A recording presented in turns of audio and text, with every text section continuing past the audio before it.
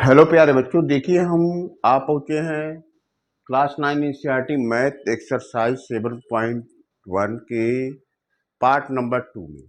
Part 1 में हमने already कुछ टर्म पे हमने डिस्कस किया। Criteria for congruence of triangle को आपको बताया और क्वेश्चन नंबर 1 और 2 मैंने वहां पे सॉल्व कर दिया था। अब आते हैं क्वेश्चन नंबर 3 और 4 पे, ठीक है ना। तो देखिए यहाँ पे हमने क्वेश्चन नंबर 3 और यहाँ पे क्वेश्चन नंबर 4 का सोल्यूशन ऑलरेडी बोर्ड पे करके रखा हुआ है। तो आपको मैं इसको वन बाय वन एक्सप्लेन कर देता हूँ। काफ़ी इजी है। अगर क्वेश्चन नंबर 1 और 2 आपके समझ में आ गया है तो 3 और 4 भी समझना डिफिकल्ट नहीं है।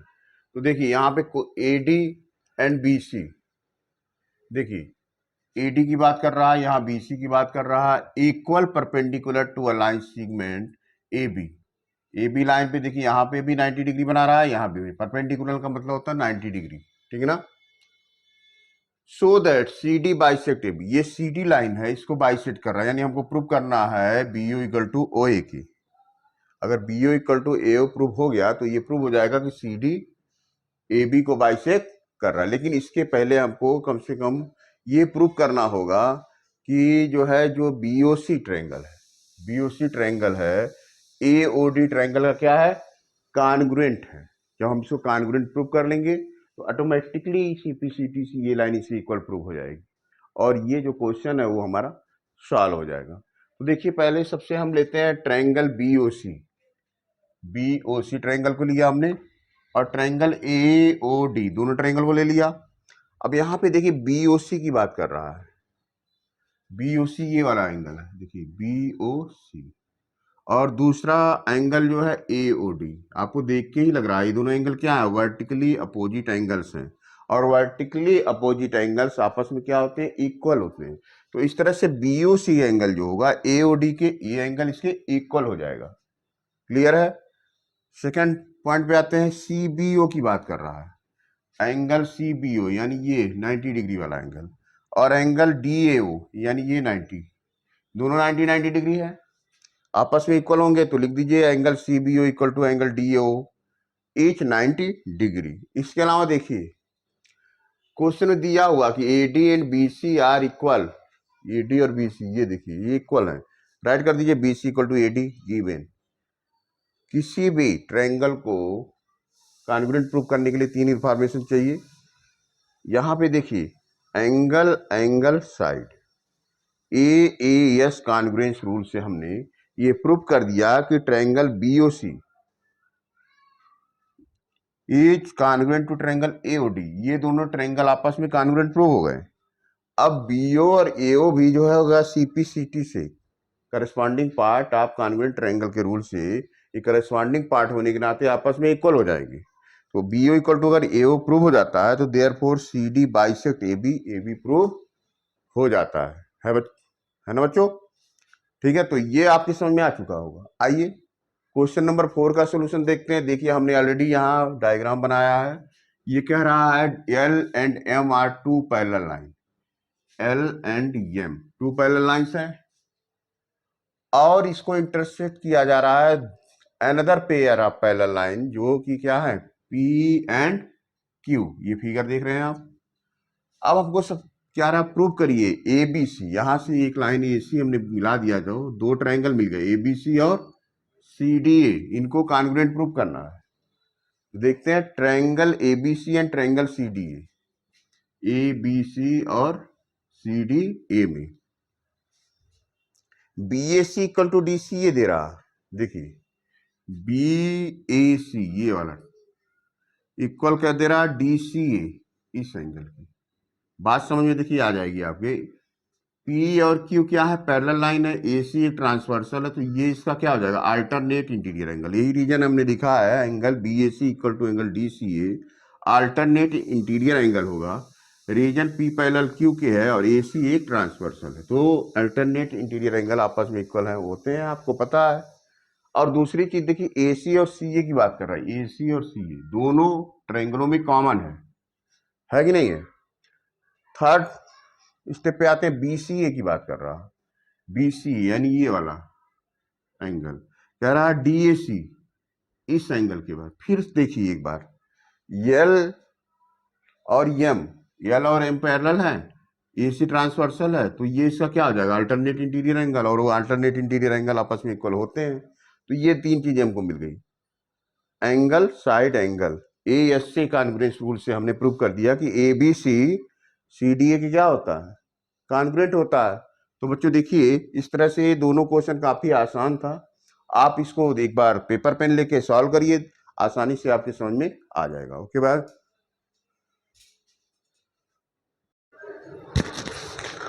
तो देखिए प्यारे बच्चों, हम आप पहुंचे हैं क्वेश्चन नंबर 5 पे। क्वेश्चन हमने यहाँ राइट कर रखा है। देखिए पहले क्वेश्चन को समझते हैं कि क्वेश्चन क्या है। यहाँ डायग्राम भी हमने बना रखा है, तो पहले क्वेश्चन को हम समझते हैं। देखिए लिखा है लाइन यल, देखिए ये लाइन यल है, ये वाली लाइन, ठीक है ना। Is the bisector of angle A, angle A देखिए कौन सा है, ये क्यू ए पी, ये पूरा एंगल जो है एंगल ए, इसको बाइसेक्ट कर रहा, मतलब दो बराबर भागों में बांट रहा। बात समझ में आ रही है।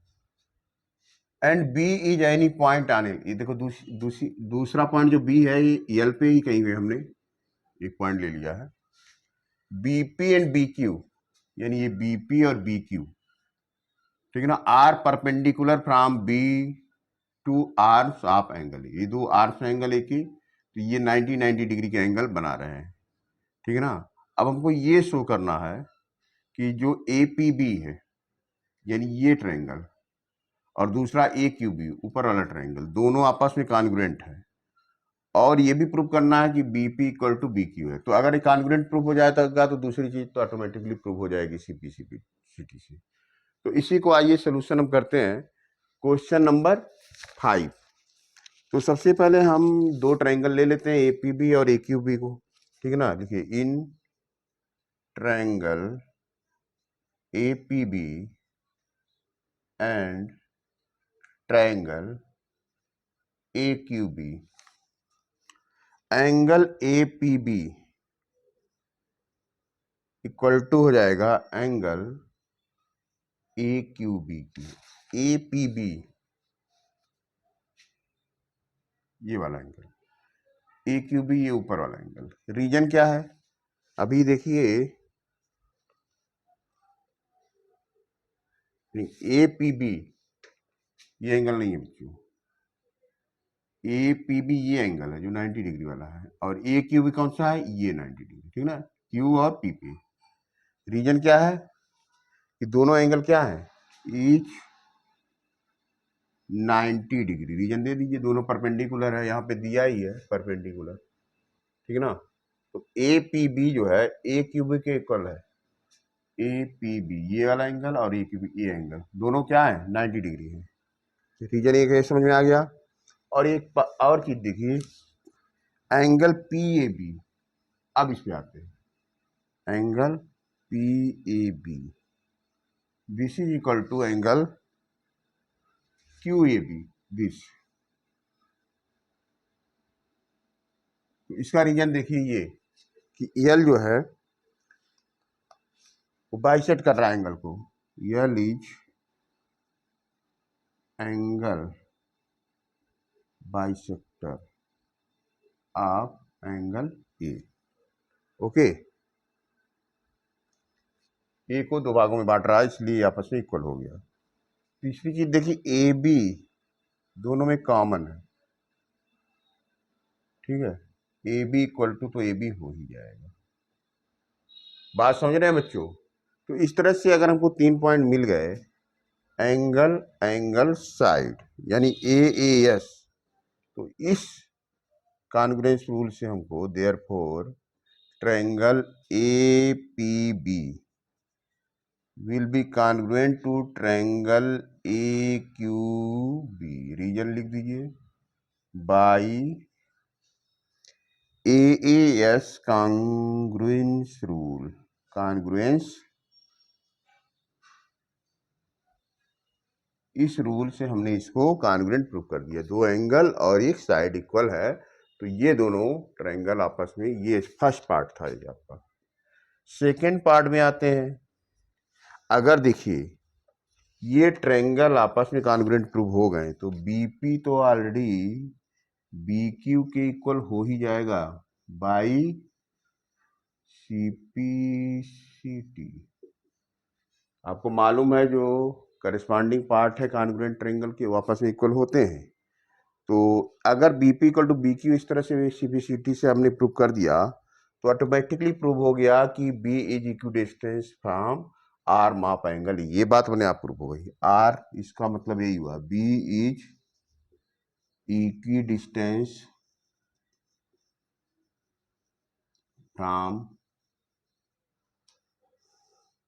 The arms of angle A, arms of angle.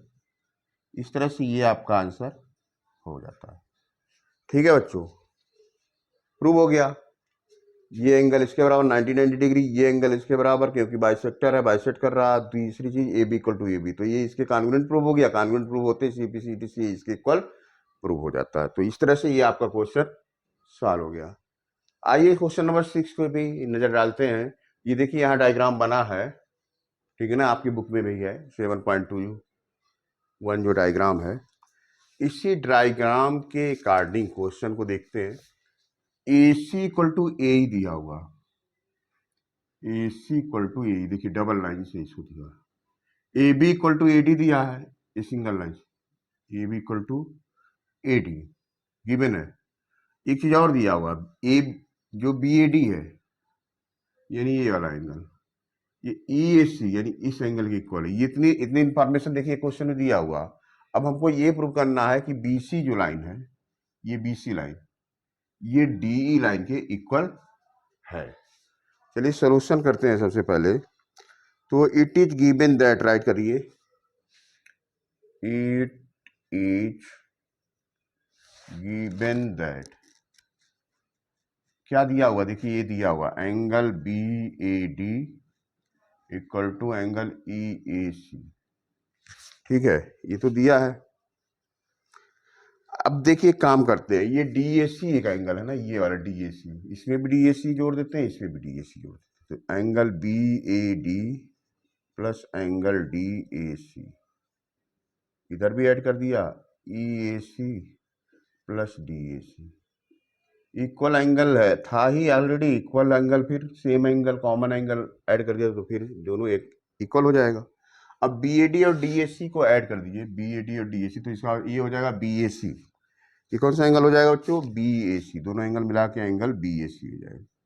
और इधर देखिए EAC और DAC जोड़ देंगे तो एंगल EAD हो जाएगा, या DAE राइट कर सकते हैं, एंगल DA, ये पूरा एंगल DAE। ठीक है ना, यहां हमने ये प्रूव किया।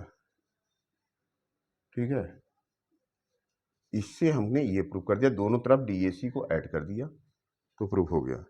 आगे आते हैं, दोनों ट्रायंगल लेते हैं BAC और DAE में। In triangle BAC and triangle, दूसरा ट्रायंगल कौन सा है, DAE। दो ट्रायंगल देखिए वहां पे BAC, ये वाला ट्रायंगल, और दूसरा ट्रायंगल है DAE यहाँ पे। ठीक है, यहाँ पे नेम राइट कर रखा हमने, देख लीजिए। अच्छा, अब इसमें देखिए AB इक्वल टू AD, तो यहाँ क्वेश्चन में दिया हुआ, देखिए AB इक्वल टू AD लिख दीजिए गिवन। दूसरी चीज और क्या दिया हुआ है जो हमने प्रूफ किया है अभी, देखिए ये एंगल BAC एंगल DAE के, ये प्रूव्ड एबव, अभी हमने प्रूव कर दिया, यानी ये पूरा एंगल इस एंगल के इक्वल हो जाएगा। ठीक है ना। और तीसरी चीज AC इक्वल टू AE, देखिए ये दिया हुआ गिवन, AC इक्वल टू, ये भी गिवन है। ओके, इस तरह से हमको 3 इंफॉर्मेशन मिल गया, यानी आपको S से S दिख रहा ना, साइड एंगल साइड। तो इससे जो ट्रायंगल BAC है ये तो कॉन्ग्रुएंट प्रूव हो गया किसके, ट्रायंगल DAE के। कौन से रूल से, by SAS congruence rule, by SAS congruence rule, ठीक है ना। लेकिन हमको प्रूव क्या करना है, B C equal to D के, तो ये भी तो प्रूव हो जाएगा अगर ये दोनों ट्रायंगल देखिए कॉन्ग्रुएंट प्रूव कर दिए, तो ये देखिए बी सी साइड डी के, ये साइड बच ही रहा है दोनों में, तो B C equal to D automatically prove हो जाएगा। B C equal to D कैसे, by C P C T, आपको मालूम है करस्पॉन्डिंग पार्ट कॉन्ग्रुएंट ट्रायंगल में इक्वल होते हैं, तो B C equal to D तो प्रूव ही हो गया। तो इस तरह से हमने ये प्रूव कर लिया। तो बच्चों देखिए इस तरह से पार्ट 2, वीडियो का पार्ट 2 था, यहाँ पे हम खत्म करते हैं। बाकी के क्वेश्चन हम पार्ट 3 में लेके आएंगे, तब तक इसको सॉल्व करते रहिए। जल्दी ही मिलते हैं।